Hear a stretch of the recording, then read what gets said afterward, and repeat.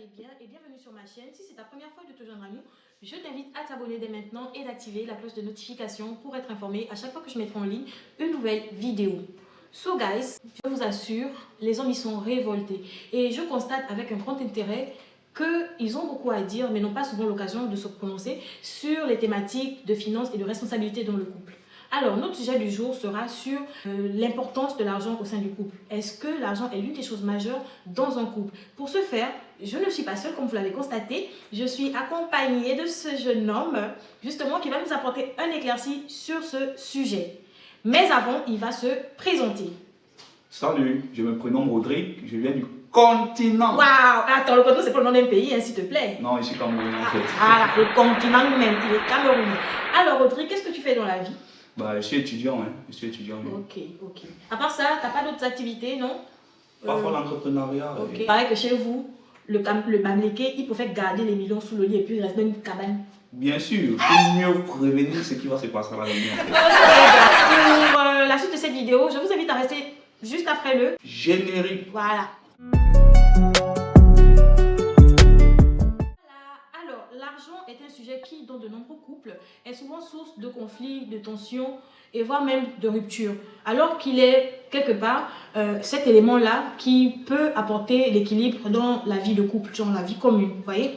Pour la suite de cette vidéo, justement, nous allons commencer par des questionnaires, justement, de savoir déjà dans un premier temps quel est le pourcentage requis par rapport aux responsabilités financières dans le couple. Alors, Rodrigue, dis-nous, selon toi, quel est le pourcentage requis dans un couple? Est-ce que c'est un 50-50 ou un 100% ou je sais pas? Comment toi tu vois les choses, s'il te plaît? Bon, bref, tout d'abord, comment dirais-je? À la base, d'abord, c'est une entente, vous voyez. À la base, c'est une entente. Dès lors où vous avez une bonne entente, je pense que là, vous pouvez vous fixer les règles. Mais pour moi, personnellement, je pense que c'est 70-30. D'accord, donc 70 pour l'homme et 30 pour la femme. Ouais. D'accord, comme tu le dis justement, il faut qu'il y ait une entente. Donc c'est une entente entre les deux partenaires. Bien sûr. Donc ce qui veut dire qu'à la base, il faudrait d'abord qu'il y ait une communication assise par rapport aux questions de finances. Ouais. Ok. Et selon toi, comment tu aborderais un sujet sur les finances? Imagine-toi, dans un cas de figure, tu rencontres une personne, une demoiselle qui te plaît, vous vous plaisez, vous vous mettez en couple et le temps passe, le temps fait ses choses, la relation se confirme et par la suite, vous décidez de vous installer ensemble. Parce que justement, notre sujet du jour, c'est par rapport aux charges, à l'argent au sein du couple. Donc, on parle bien des couples qui vivent ensemble, d'accord, et qui sont de part et d'autre autonomes. C'est-à-dire, madame peut avoir une activité, monsieur également a une activité, mais pas que forcément il y a quelqu'un qui est plus riche que l'autre, tu vois. Chacun a une activité, donc chacun a son gain qu'il reçoit personnellement dans le mois. Alors, dans ce cas de figure que tu vis avec ta petite amie, par exemple, comment vous allez aborder la question des finances? Est-ce que c'est en début, du coup, avant de commencer la relation, genre de vie commune, ou c'est progressivement, où les choses vont se faire d'elles-mêmes? Comment toi tu procèdes? Moi, je pense qu'à la base, il doit y avoir un terrain d'entente, vous voyez. Dès lors où il y a un terrain d'entente, je pense que la relation peut aller jusqu'au bout. Tant qu'il n'y a pas ce terrain d'entente, il y aura toujours ce problème de mensonge et tout. Et je pense que la relation ne va pas aller loin. D'accord, donc il faudrait déjà communiquer de base sur les choses essentielles du couple. Oui. Avant, elle vivait chez elle, tu vivais chez toi. Tu avais ta façon de fonctionner, de gérer tes finances. Et maintenant, tu reçois quelqu'un chez toi, tu es, étant le chef de famille, le responsable de tout ce qui se passe. Est-ce que tu vas faire asseoir la demoiselle pour dire, bon, écoute, moi, c'est comme ci, comme ça que je fonctionne. Et voilà ce que j'attends de toi, ton implication. Vu que déjà, tu nous as dit, toi, tu prends 70% et la partenaire 30%. Donc, est-ce que tu vas justement t'asseoir et entamer ce sujet sur les finances avec ta partenaire? Bon, bref, là, ça serait pas un débat, en fait, vous voyez. Là, ça serait genre, chérie, comme toi, comme tu es venu là, moi, je vivais comme ça. Mais vu que nous sommes déjà à deux, les charges vont peser plus. Est-ce que tu peux gérer telle tâche et moi, ainsi de suite. D'accord, je comprends bien. D'accord, donc on revient en installant ton principe de 70-30. Pour ma part, je pense pas, certes l'argent est important dans le couple et il est très primordial et important d'en parler, mais ça soit pour dire que c'est plutôt responsable et raisonnable de le faire, ta manière, ta procédure. Ouais. Après, je me dis, quand on fréquente quelqu'un, on rencontre la personne, on sait plus ou moins comment la personne est, tu vois. Du coup, si la personne est responsable, la personne saura d'elle-même que je dois intervenir, je dois aussi participer. Donc pour moi, il n'est pas forcément nécessaire de définir les pourcentages de chacun, à moins que monsieur, aussi généreux qu'il sera, puisse prendre les 100%. Donc voilà un peu mon point de vue. Pour moi, même 30, 70, ça passe, non, mais mieux 100% pour moi. Pourquoi? Pas qu'il soit généreux en fait. En fait, dans un couple, d'abord, tu dois avoir ce mindset-là, pour si je peux dire cela. Oui. De souvent parfois le venir en aide. Parce qu'il y a certains hommes qui sont timides, qui ne peuvent pas parler. Mais vu. Voilà, genre le mindset de la femme, par exemple, qui sait parfois anticiper les situations. Voilà. Elle peut venir d'elle-même et dire, bon chérie, je vois que cette affaire-là traîne un peu, j'aimerais participer, c'est ça? Là, ça vous aidera aussi dans vos projets futurs. Oui, exactement. So guys, voilà un peu ce qu'il en est. Alors, après avoir abordé justement cette question de pourcentage au sein du couple sur les finances, j'aimerais savoir, d'accord, Rodrigue, selon toi, quelle est la place qu'occupe l'argent dans le couple? C'est-à-dire, quel est son niveau d'importance? Est-ce qu'il est en première place, en deuxième ou en troisième place, et pourquoi?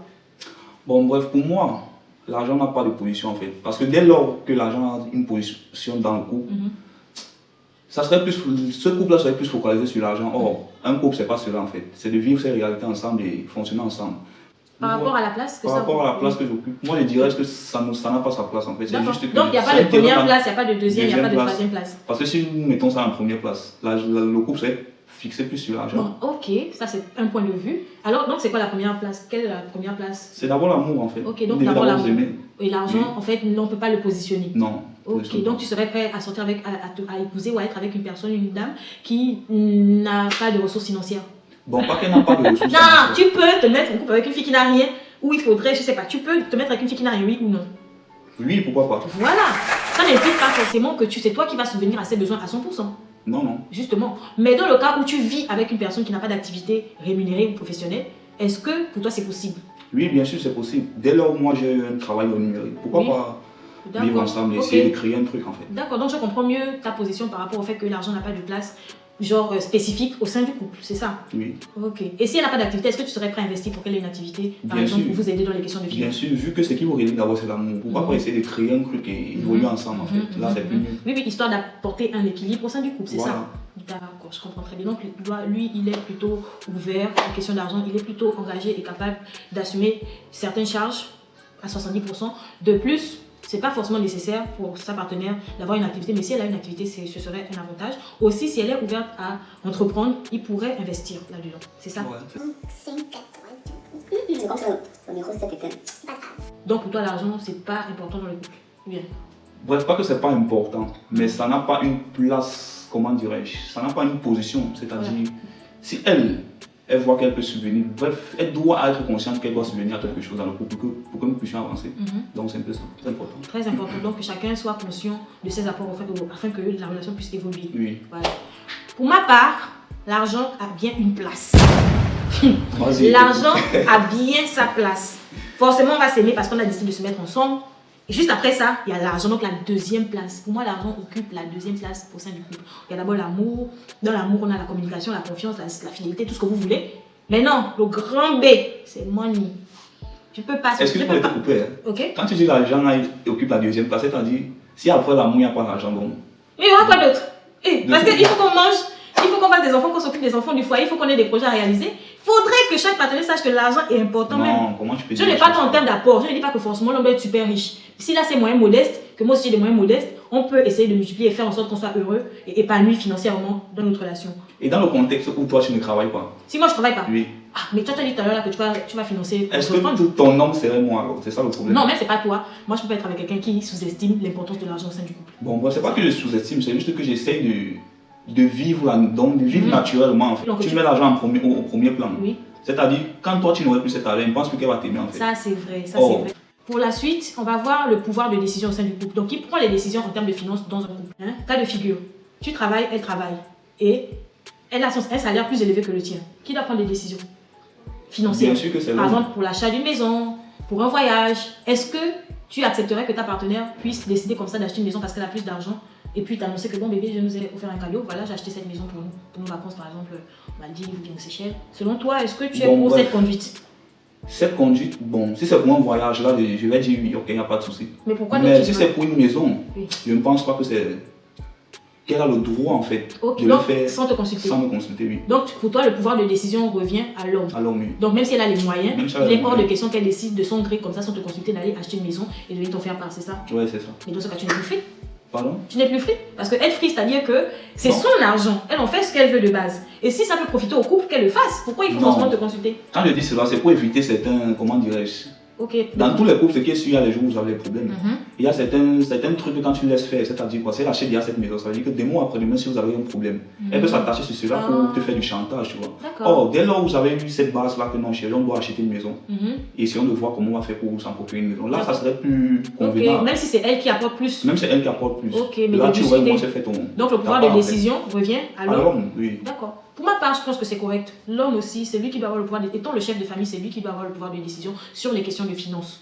Tu Parce vois? que dès lors où tu laisses cette faille-là, c'est-à-dire laisser faire certains achats, La liberté de Voilà. dépenser son argent pour le couple, quoi, à à sa la guise. fin, il y aurait un petit manque de respect. Mais après, Bref, ça dépend de l'éducation, ça dépend de la famille. Comme tu le dis, l'être humain parfois prend la grosse tête pour rien. Voilà. Il vaut mieux éviter que ces choses arrivent. Mhm. Donc, ce que l'homme décide, c'est-à-dire l'homme reste l'homme. Même si j'ai plus de moyens que mon partenaire, si j'ai une grosse dépense à effectuer, que ce soit pour le couple ou pour moi, selon moi, je dois consulter mon partenaire. voilà. Au moins mettre au courant et puis faire la chose. Mais pas d'aller faire comme si, parce que j'ai les moyens, tu n'as rien à dire sur mes dépenses. Non. Ben là, c'est comme si, bref, l'homme va se sentir, comment, Rabaisser, rabaissé, incapable. incapable aussi. Ah ouais. Bon, bref, pour les hommes bien réfléchis, ils vont se sentir.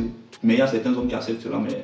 je dis pas ça. Donc, c'est ça pour ça, les gars. Nous allons tout de suite attaquer notre dernier point et conclure. Bon, bref, tout doit être synchronisé, c'est-à-dire chacun doit connaître ses tâches en fait, pour mieux évoluer en fait. D'accord. Anyway, guys, pour moi, en fait, l'argent, certes, c'est très très important. C'est vrai, c'est très important, mais ça ne doit pas avoir une place. Parce que dès lors où ça a une place, comment dirais-je, le pilier de votre relation serait plus fixé sur l'argent. Après, tu sais, il y a des... Ok, mais après, tu sais, il y a des couples qui ne sont pas aisés financièrement, qui arrivent à être heureux avec des ressources modestes. C'est-à-dire, monsieur C'est de n'a ça pas que je suis en beaucoup, train de parler. madame en fait. n'a pas beaucoup. et- Monsieur n'a pas beaucoup, madame n'a pas beaucoup, mais ils s'en sortent, ils sont plus heureux même que ceux qui en ont. Mhm. Or, dès lors où vous fixez que non, moi j'ai la. Tu dois. Bref, c'est comme si tu mettais ton homme au défi ou bien. Comment dire, En je tout sais cas, pas. n'oubliez pas qu'il est caméra. Elle a même il paye la fois là où vous commencez. C'est dès lors que vous mettez il y a l'argent Mhm.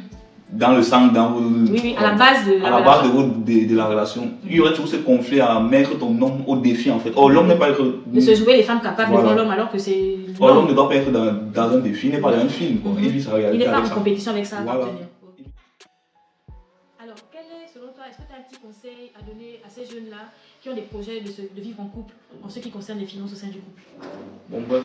Mon petit conseil que je vais vous donner en fait, c'est d'essayer de dialoguer dès la base, essayer d'être vrai, causer avec sa partenaire. Et je pense que là, vous.